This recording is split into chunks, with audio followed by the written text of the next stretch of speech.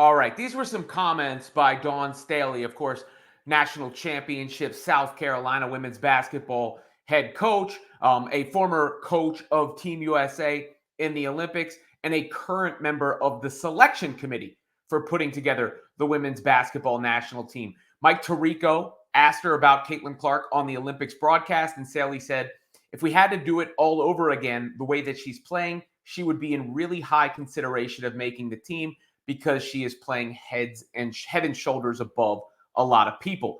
Of course, that was while also saying that Clark did not play to that level at the beginning of the season when they made these selections.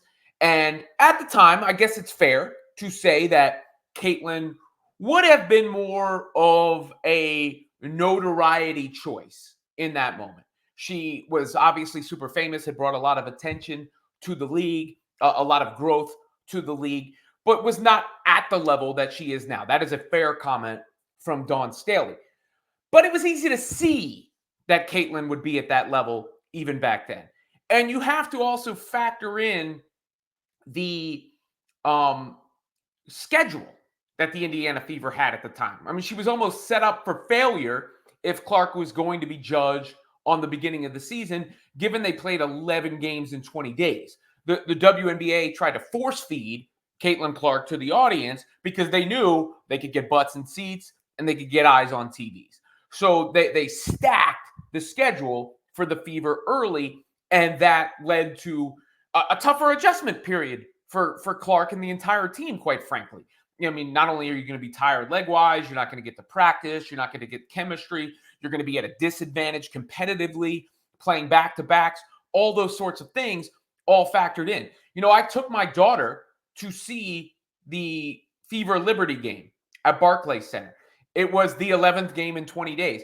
And I knew when I was purchasing the tickets, I said to myself, well, Caitlin is going to stink in this game. They had played the day before. It was, then they're traveling. I knew it.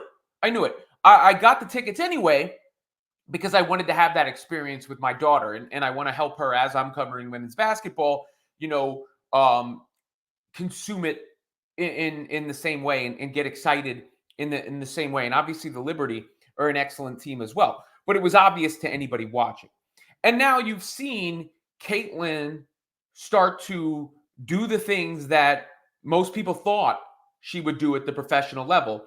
She already has more assists than 75% of players who have ever played, has generated more points in a single game than any player ever, is the best guard in the league, quite frankly, and the most exciting player to watch when you're talking about pushing the pace and setting everybody up and diming them up. And I get it. Caitlin needed the rest, right? And this is probably better for her in the long run when you're talking about the remainder of the WNBA season and how the Fever perform and how she performs individually.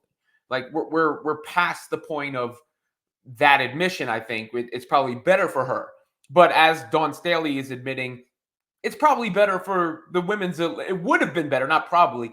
It absolutely would have been better for the women's Olympic team if Caitlin Clark was a part of it. They would be a huge part of the Olympics. When you're talking about the American athletes, it's LeBron James and Simone Biles right now. And it would be Caitlin Clark. Katie Ledecky in the pool, Coco Gauff on the tennis courts. There are some big name athletes. But LeBron James, Simone Biles, Caitlin Clark, to me, would be the biggest faces of the United States squad, the United States roster, Team USA. And it is a little upsetting when you're watching the men's team.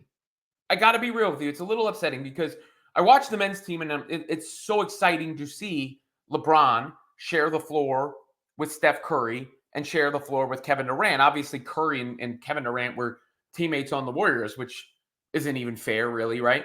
But you see those faces of the league and of a generation of basketball and that excitement that is around the men's team, that is around the team as they're going against Serbia and Jokic. And by the way, it's hilarious to me that Jokic versus Embiid was ever a conversation because Jokic is so much better than Embiid. Embiid might be my least favorite basketball player to watch, the way he baits for fouls and slows the game down.